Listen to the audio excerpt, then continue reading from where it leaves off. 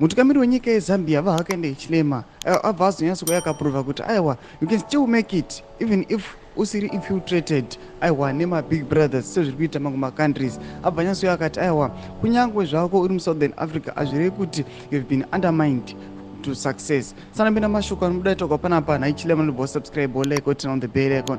Zvatakabuditsa muzaranidzo tiona aiwa Hichilema aiwa achikomishina 300 megawatt thermal power station. Zvara nhasi anomboditsa nyora achiti more jobs, more investment, more reliable electricity for our people.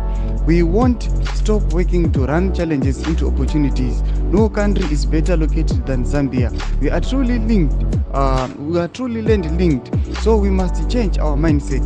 We can do so much more when we work together. Ami hapana pachita aiwa tukuto make more opportunities out of my challenges. Ariki achiti even if we are landlocked, we are coming up with some strategies dzekuita kuti aiwa tikwanise kusolva ma-problems edu atiri kunikaunda. Tinoona kuti aiwa Southern Africa iri kufesa ma-challenges ema-power shortages. Tikuona kuti aiwa vanhu vari kuita nguva dzakawanda ma-hours akawanda aiwa vane load shedding zviri kuhinda their success. But tikuona kuti aiwa mutungamiri wenyika iyi kunyange zvavo vanhu vachimuti is a fool muSouthern African Development Community SADC board, but tikuona kuti he is making it.